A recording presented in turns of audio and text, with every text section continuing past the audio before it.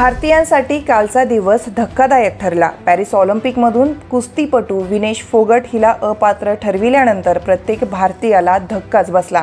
आता या निर्णयाविरोधात विनेशने आंतरराष्ट्रीय क्रीडा लवादाकडे म्हणजेच CAS कडे अपील केलं आहे।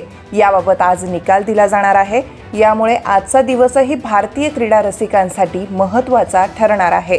पॅरिस ऑलिम्पिकमध्ये अतिरिक्त वजन असल्याने विनेश फोगाटला अपात्र ठरविण्यात आलं। अंतिम सामन्याच्या दिवशी विनेशचं वजन फक्त 100 ग्रॅम जास्त असल्याने तिला महिलांच्या 50 किलो वजनी गटाच्या फायनलमध्ये सहभाग घेण्याची परवानगी मिळाली नाही। उपांत्य फेरीत 5-0 अशा फरकाने विजय मिळवणारी विनेश ऑलिम्पिकमध्ये अंतिम फेरीसाठी पात्र ठरणारी पहिली भारतीय महिला कुस्तीपटू होती।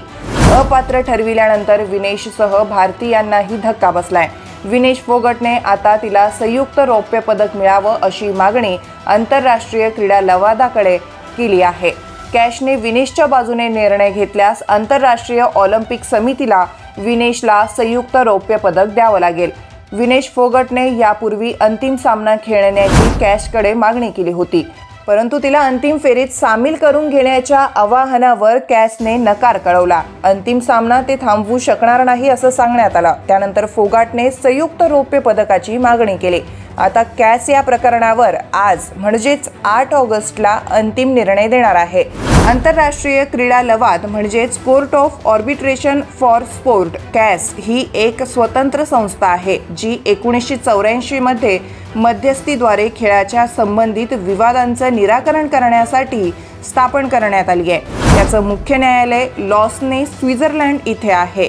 न्यूयॉर्क शहर आणि सिडनी येथे या संस्थेची न्यायालये आहेत। ऑलिम्पिक यजमान शहरांमध्ये तात्पुरती न्यायालय स्थापन करण्यात आली आहे। तेथेच आज विनेशबाबत निर्णय होणार आहे। कॅस इतर कोणत्याही क्रीडा संस्थेपासून वेगळी आहे। आंतरराष्ट्रीय लवाद परिषदेच्या प्रशासकीय आणि आर्थिक अधिकाराखाली कार्यरत आहे। कॅस लवादाद्वारे खेळाच्या क्षेत्रातील कायदेशीर विवादांचं निराकरण केलं जातं। काही वेळेस स्वित्झर्लंडच्या फेडरल सर्वोच्च न्यायालयात अपील केलं जाऊ शकतं। लवाद समितीमध्ये प्रामुख्याने 3 न्यायाधीश असतात। निर्णय प्रक्रियेत प्रत्येक पक्ष एक मध्यस्थ निवडतो, तर तिसरा संबंधित युनिटच्या अध्यक्षाद्वारे निवडला जातो। काही प्रकरणांमध्ये न्यायाधीश देखील नियुक्त केले जाऊ शकतात। कॅसने अनेक मोठ्या वादांमध्ये अंतिम निर्णय दिले आहेत।